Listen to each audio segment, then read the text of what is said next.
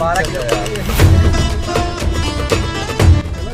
Guys, welcome back another blog. एक और interesting blog में आपका स्वागत है। तो पिछले ब्लॉग में गाइस हमने आपको दिखाया था कि जब आप हरिद्वार से चलते हैं तो हरिद्वार से सोनप्रयाग के बीच में जितने भी विजिटिंग पॉइंट हैं हमने आपको दिखाया था। वहां पर आप रुक कर के इंजॉय कर सकते हैं, फोटोग्राफी वीडियोग्राफी कर सकते हैं। और मैंने आपको लास्ट पॉइंट दिखाया था जो कि था रुद्रप्रयाग। और अभी जिस मार्केट में मैं पहुँच गया हूँ ये है तिलवाड़ा। और गाइस जब आप तिलवाड़ा क्रॉस करेंगे उसके बाद आपको फिर रोड ख़राब मिलना स्टार्ट हो जाएगी। तो गाइस जब आप हरिद्वार से आना स्टार्ट करेंगे तो आप तिलवाड़ा तक बहुत अच्छी रोड कंडीशन मिलेगी, आप वहां तक बहुत अच्छे से ड्राइव कर पाएंगे। उसके बाद से जब रूट चेंज होता है सोनप्रयाग के लिए तब आपको रोड ख़राब मिलना स्टार्ट हो जाएगा। तो ये एक जगह है जो कि है कुंड। गाइस कुंड वो जगह है जहाँ से आपको दो तरफ जाने का रास्ता मिलता है। एक रास्ता जाता है केदारनाथ के लिए और दूसरा रास्ता जाता है चोपता के लिए। तो ये वही प्लेस है जहाँ से रास्ता दो भाग में डाइवर्ट होता है और यहाँ का व्यू बहुत ही ज़्यादा खूबसूरत है। और ये जो ब्रिज है इसी से आपको आगे जाना होता है चोपता के लिए। तो आप देखिए व्यू कितना ज़्यादा अल्टीमेट है और ये जो नदी आ रही है कितनी ज़्यादा खूबसूरत दिख रही है। अब यहाँ से होगी अगली अग्नि परीक्षा। यहाँ से जो रास्ता है वो काफ़ी ज़्यादा ख़राब मिलेगा और ये रास्ता पूरा का पूरा सोनप्रयाग तक ही हमको ऐसा देखने को मिलेगा। तो अभी तक तो बहुत ज़्यादा मज़ा आया था ड्राइव करने के लिए, लेकिन अब जो यहाँ से आगे आने वाला जो रास्ता है ना बहुत टफ होता चला जाता है। तो फ़िलहाल चलते हैं और आपको पूरा व्यू दिखाते हैं रास्ते का। और एक चीज़ है, अगर आप अभी तक अपनी टैंक फुल नहीं करवाए हैं कार की तो आप ज़रूर करवा लें, क्योंकि इसके बाद एक प्लेस आएगी जो कि लास्ट पेट्रोल पंप है। उसके बाद आगे सोनप्रयाग तक कोई पेट्रोल पंप आपको देखने को नहीं मिलेगी। तो इस चीज़ का विशेष ध्यान रखिएगा कि आप फ्यूल ज़रूर डलवा लें। तो ऐसा कुछ रास्ता है और अब यहाँ से व्यू बहुत अच्छे आएंगे क्योंकि अब हमको बर्फ़ वाले पहाड़ यहीं से देखने को मिलेंगे। और ये जो पूरा एरिया है यहीं पे आपको फाटा, सिरसी ये सब कुछ देखने को मिलेगा। तो आगे जो भी प्लेसेस आएंगी मैं आपको ज़रूर दिखाऊंगा कि कौन सी जगह कहाँ पर है। तो वो पेट्रोल पंप हमारे सामने आ गई है। तो आप यहाँ पर रुक करके अगर आपके पास फ्यूल नहीं है तो फ्यूल ज़रूर फिलअप करवा लें। इसके आगे आपको कोई भी फ्यूल पंप देखने को नहीं मिलेगा, तो इस चीज़ का ध्यान जरूर रखिएगा। गाइज़ ऐसा माना जा रहा था कि केदारनाथ 2023 की यात्रा के पहले ये रोड बना दिया जाएगा, लेकिन फ़िलहाल अभी भी ये रोड ऐसा ही है। तो अगर आप अपनी गाड़ी से आ रहे हैं तो आप इस चीज़ को ज़रूर ध्यान में रखिएगा क्योंकि इस पर ट्रैफिक बहुत ज़्यादा लग रहा है और घंटों जाम इसी रोड पे लगते हैं क्योंकि बहुत कम चौड़ा रोड है और कई जगह तो लैंडस्लाइड का भी खतरा है। तो अगर लैंडस्लाइड हो जाती है तो रास्ता पूरी तरीके से ब्लॉक हो जाता है। और एक चीज़ है कि आप यहाँ पे ओवरटेक नहीं कर पाएंगे क्योंकि यहाँ पर सिंगल लेन रोड है और अगर बस आपके सामने चल रही है तो फिर आप जल्दी से ओवरटेक करके आगे नहीं जा पाएंगे। तो इस चीज़ को आपको देखना पड़ेगा। तो ऐसा ही व्यू है, ऐसे ही नज़ारे हैं और ऐसे ही धूल भरी रोड है गाइज़। तो आपको पूरी रास्ते धूल ही धूल देखने को मिलेगी। तो बहुत गंदा एक्सपीरियंस होता है ऐसे रोड पे कि हम इतनी दूर से कहाँ चले आते हैं, लेकिन जब ऐसा रोड मिल जाता है तो दिमाग एकदम से ख़राब ही हो जाता है। और जब कोई बस आपके सामने इस तरह से मिल जाती है तो आपका दिमाग तो ऐसे भी ख़राब हो जाएगा। तो गाइज़ यहाँ पे थोड़ी सी मार्केट है, अगर आपको कुछ खाने पीने की चीज़ें लेना है तो आप यहाँ पर रुक करके ले सकते हैं। और ये बस हमारा पीछा लगातार छोड़ ही नहीं रही है। किया क्या जाए, इसको ओवरटेक करने का कोई ऑप्शन भी नहीं है क्योंकि आगे से रोड काफ़ी ज़्यादा नैरो है। और मैं आपको यहाँ से कुछ लोकेशन दिखाता हूँ। अब जो आज सामने का व्यू होगा बहुत ही खूबसूरत होगा और देखते रहिए, एंजॉय करते रहिए।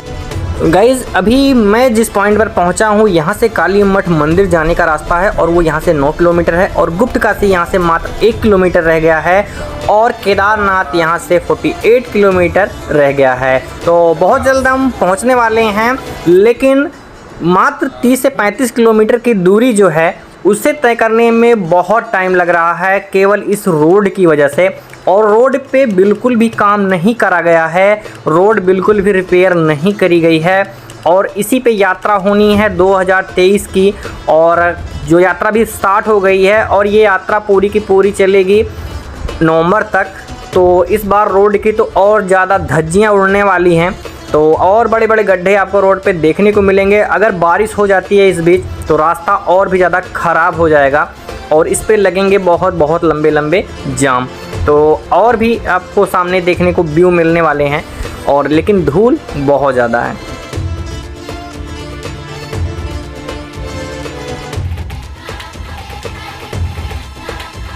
यहाँ से गौरीकुंड की दूरी लगभग 33 किलोमीटर बची हुई है और अभी देखिए यहाँ पर अभी से जाम स्टार्ट हो गया है। तो जहाँ जहाँ पर थोड़ी सी मार्केट है वहाँ पे आपको लंबे लंबे जाम देखने को मिल जाएंगे।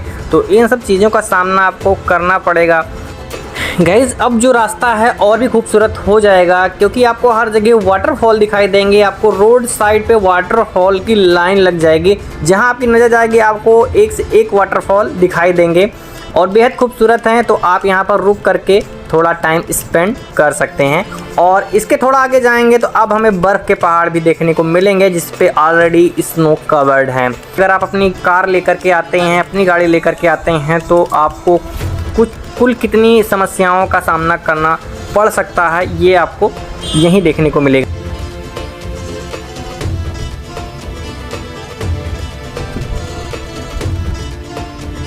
यहाँ से रास्ता थोड़ा टफ होता है क्योंकि अगर सामने से कोई व्हीकल एकाएक आती है तो यहाँ पर साइड में बिल्कुल भी जगह नहीं है। तो अगर यहाँ पे आपको ड्राइव करना है थोड़ा सा केयरफुली ड्राइव करिएगा, बाकी एंजॉय नेक्स्ट लेवल का होगा।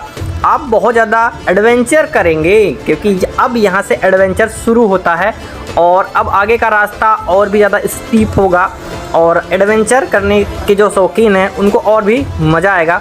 तो अगर आप केदारनाथ आ रहे हैं ये वीडियो आप ज़रूर देखिएगा क्योंकि आपको पूरा रास्ता हम इस वीडियो में दिखा रहे हैं जो कि सोनप्रयाग तक जाएगा और सोनप्रयाग के आगे हमें अपनी गाड़ी ले जाने नहीं दिया जाता है और वहीं पे पार्किंग है, उसी पार्किंग में हमें गाड़ी को पार्क करना होता है। तो और मैं आपको एक चीज़ बताऊँ, सोनप्रयाग के लिए 3 पार्किंग है। जो अंतिम पार्किंग है वो सोनप्रयाग में है। पहले जो लास्ट पार्किंग थी वो गौरीकुंड में थी, फ़िलहाल उसे बंद कर दिया गया है। लेकिन जो प्राइवेट व्हीकल के लिए पार्किंग है वो अंतिम पार्किंग सोनप्रयाग की है जो सबसे बड़ी पार्किंग है। और उसके पहले एक पार्किंग है जो कि सीतापुर में है, तो वहाँ भी गाड़ी आप पार्क कर सकते हैं और वहाँ से शेयर टैक्सी से आप जा सकते हैं।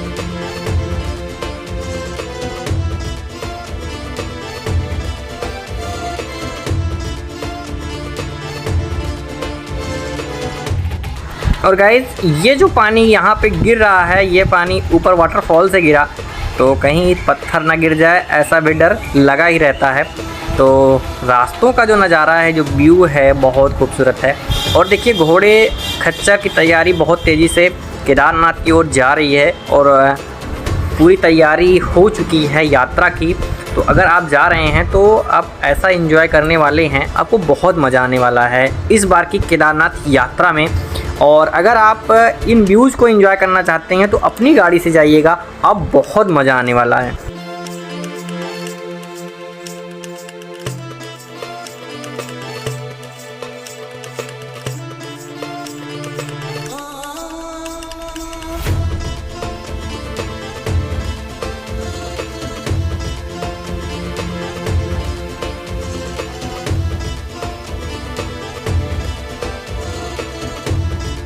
गाइस सामने का व्यू देखिए, आपको यहीं से बर्फ़ के पहाड़ दिख रहे होंगे और वो जो पूरी की पूरी हिमालयन श्रृंखला है वही है केदारनाथ। और जैसे जैसे हम आगे जाएंगे व्यू और भी ज़्यादा स्पष्ट होंगे क्योंकि अब हम काफ़ी ज़्यादा ऊंचाई पर पहुंच चुके हैं इस टाइम। वो सामने देखिए आपको बर्फ़ वाले पहाड़ दिख रहे हैं और बहुत जल्द पहुँचने वाले हैं सोनप्रयाग।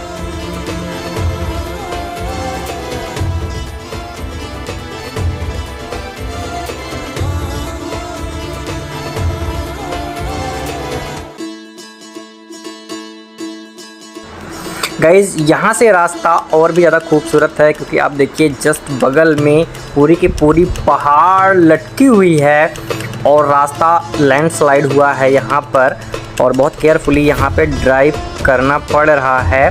और एक ही गाड़ी पार करने की यहाँ पे जगह है, मैं आपको दिखाता हूँ अभी।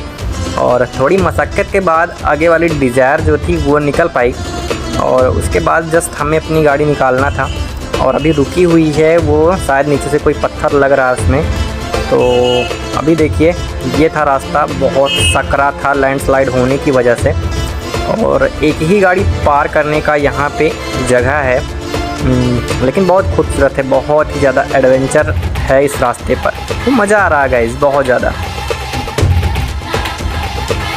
और गाइस आपको एक बात और बतानी थी कि यहाँ जो टेम्परेचर है वो बहुत ज़्यादा कम है, तो अगर आप ट्रिप पे आ रहे हैं तो अपने साथ गर्म कपड़े ज़रूर लेकर के आएँ। यहाँ पर -5 डिग्री से लेकर 10 डिग्री तक टेम्परेचर है, तो इस टाइम बहुत ज़्यादा ठंड है। गौरीकुंड से जब आप ऊपर केदारनाथ की ओर जाएंगे तब वहाँ आपको बहुत ठंड मिलने वाली है। रास्ते में आपको स्टे के बहुत सारे ऑप्शन मिल जाएंगे। यहाँ पे देखिए आपको होटल्स और रूम अवेलेबल हैं, बट ये सोनप्रयाग से 5-6 किलोमीटर की दूरी पर है। तो अगर यहाँ पे आप स्टे करते हैं तो आपको यहाँ पे काफ़ी रीज़नेबल प्राइस में ही रूम मिलेंगे, लेकिन काफ़ी दूर है, तो अगर आपके पास अपना साधन है तभी आप यहाँ पर रुकें, नहीं तो आप सोनप्रयाग में स्टे कर सकते हैं।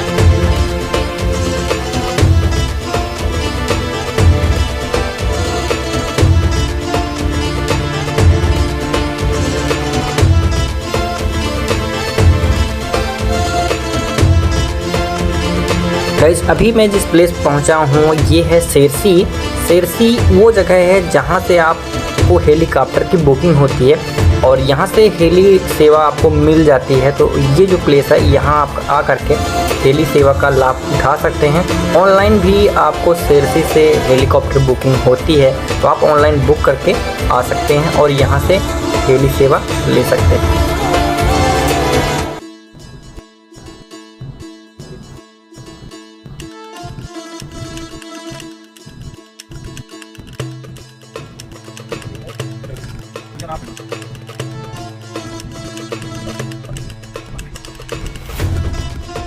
हम पहुंच चुके हैं सोनप्रयाग की पार्किंग में, और यही वो पार्किंग है जो अंतिम पार्किंग है, और इसके आगे कोई भी पार्किंग यहाँ नहीं है। और चलते हैं अब गाड़ी को पार्किंग में लगाएंगे, और जो पार्किंग शुल्क है वो भी मैं आपको बताऊंगा कि यहाँ पर कितने पार्किंग शुल्क आपसे चार्ज किए जाएंगे। तो अगर आपकी 4 व्हीलर है तो 4 व्हीलर के लिए 100 रुपये 12 घंटे के लिए चार्ज किए जाते हैं, और अगर आप 1 घंटा भी लेट होते हैं तो आपको दूसरे 12 घंटे के मतलब 100 रुपये चार्ज देने होंगे। तो इसलिए जब भी आप अपनी गाड़ी यहाँ पे पार्किंग में लगाएं तो इस चीज़ का विशेष ध्यान रखें। और आपकी नज़र जहाँ तक जा रही होगी, पार्किंग देखिए पूरी तरीके से भरी हुई है, तो इसी से आप अंदाज़ा लगा सकते हैं कि यहाँ पर कितनी ज़्यादा भीड़ है। फ़िलहाल अभी गाड़ी पार्क करने की जगह यहाँ पे मिल जाएगी, लेकिन ये जो भीड़ है वो लगातार बढ़ने वाली है। तो इस चीज़ का विशेष ध्यान रखिएगा कि अगर आप अपनी गाड़ी लेकर के आते हैं तो ये सारे इशू आपको देखने को मिल जाएंगे। और गाइज इसके बाद हम चलेंगे सोनप्रयाग से गौरीकुंड, जो कि यहाँ के प्राइवेट व्हीकल से हमें जाना होगा, अपनी गाड़ी ले जाने का कोई ऑप्शन नहीं है, और हमारी गाड़ी यहीं पर पार्क हो जाएगी। सोनप्रयाग का पार्किंग एरिया, और हमने अपनी गाड़ी को पार्किंग में लगा दिया है। बहुत ही बड़ा पार्किंग एरिया है ये, जहाँ तक नज़र जाएगी केवल गाड़ी ही गाड़ी आपको दिखाई देगी। तो अगर आप अपनी गाड़ी से आते हैं तो यहाँ पे गाड़ी पार्किंग में लगा सकते हैं।